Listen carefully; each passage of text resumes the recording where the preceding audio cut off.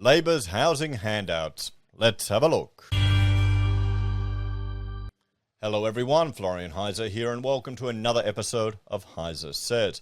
Grab your stein of coffee because we're definitely in the swing of an election campaign. Has the election been officially called yet? I don't think it has. Let me know if in the comments, please, guys. I've been busy painting my house and maybe I've been a bit distracted. I could have slipped through the news. But it really feels like we're in the middle of an election because we're starting to get promises. Now, let's have a look at what Labor is promising for first home buyers. I told you housing affordability would be a big issue in this election, and I can't say I'm at all surprised. Now, this is going to be a war of who has the better gimmies for people, Labor or Liberal. You can't really argue that Liberal won't rack up the insane amount of debts. So does it matter if Labor does either? So let's have a look here. Labor's regional first home buyer support scheme. Housing affordability is one of the biggest issues facing Australia. So, an Albanese Labor government will help 10,000 first home buyers a year in regional Australia to buy a home. First home buyers will save up to $32,000 in mortgage insurance and be able to secure a home with a deposit as low as 5%. With the government guaranteeing up to 15% of the purchase price. Okay, so the government are acting as the mortgage insurers. So they're helping the banks, aren't they? Well, no, I mean, this is costs that you have to provide. I mean, wait till your LVR changes and your deposit's even better. Try and get your mortgage insurance back. Yeah, good luck. Labor's plan will bring home ownership back into reach for tens of thousands of us. Well, no, it won't. For only 10,000 per year in regional areas over the next few years. So, I mean, this isn't very different to what a lot of the states are offering. At least the government, I hope, isn't going to own a slice of your property. This feels just like another rehashed version of what Liberals are already doing. But anyway, why do we need to do this?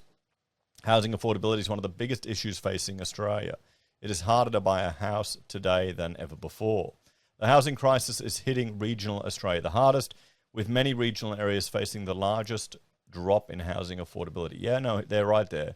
Some of the regions, it's just a complete nightmare. It doesn't make sense. A lot of it is city slickers like myself doing a green change. We'll see if it lasts. The cost of buying a home in regional areas has gone up faster than the capitals on average. At the same time, rent in many places has jumped by thousands of dollars a year, making it even harder to save a deposit. Existing programs for first home buyers are fully subscribed and many Australians are missing out. Well, it's never about keeping more money in our pockets, is it? It's always about redistribution. And this is the same on Labor or Liberal. This is why, frankly, I'm frustrated with the major two, and I would encourage everyone to vote for minor parties. Use your preferences, bookend them with one of the big boys to make sure you're being sensible in the end. And let's try and get some minors in the House of Reps, not just in the Senate. But we saw what happened in the South Australian election, everyone. So, I would be shocked if we don't get a Labor government. But even just a few people in the House from a minor might send a good message. So, Labor's regional first home buyer support scheme will help 10,000 first home buyers a year in regional Australia to buy a home. This will approximately triple the number of people in regional Australia who can access the government guaranteed scheme. So it's just regional.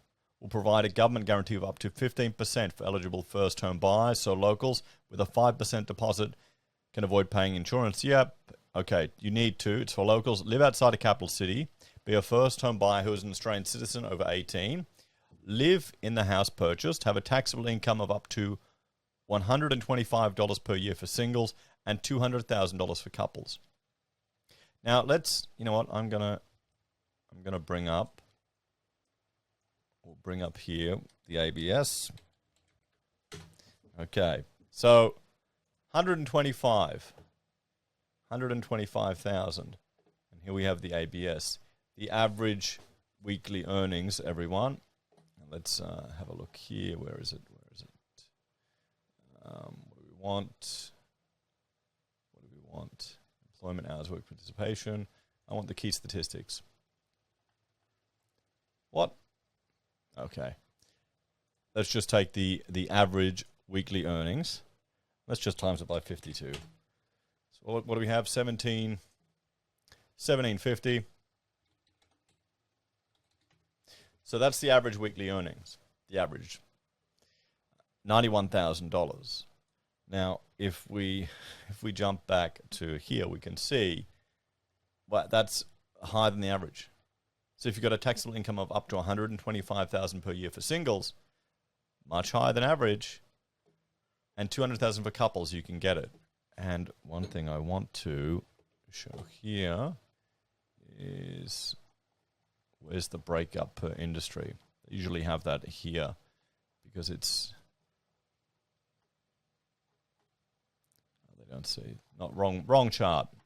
Anyway, I mean, the spread is so huge, guys. I'll show you this chart here, just about the differences in earnings between people.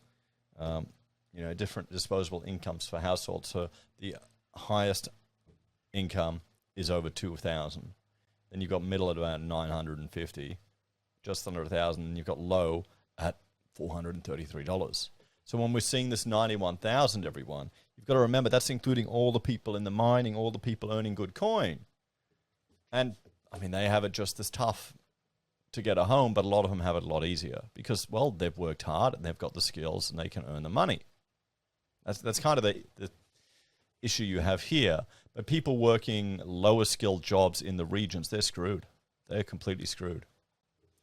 So, yeah, there you go. 125 grand you can get into this program. Surely if you're earning 125,000 per year for singles, you should be able to save a deposit. Maybe we need to look at where a whole big chunk of that money is going. I wonder where. Who's taking it? Oh, yeah, the government's taking it and redistributing it to win votes. That's what's happening. Do we forget that? I think people don't realize it because they don't actually transfer the money themselves. Because it's all pay as you go, they don't even notice it. They think tax time is good when they get money back. I wonder how different the political landscape would be of Australia if we actually had to transfer our own tax money. Anyway, meet the property price threshold. So existing homes, townhouses and units will be part of the scheme, along with house and land packages, off-the-plan apartments, and land with a contract to build. The eligible regions, local price caps and mortgage insurance are okay. So what do we have? Property cap. New South Wales, Illawarra, Central Coast, Newcastle, 800 grand. Other 600 grand. Queensland, Gold Coast, Sunshine Coast, 600,000. Queensland, other 450,000. 600 grand, you can't get much. So if you're on 125 a year or even 200 a year as a family, can't you save a deposit for 600 grand? Or 450?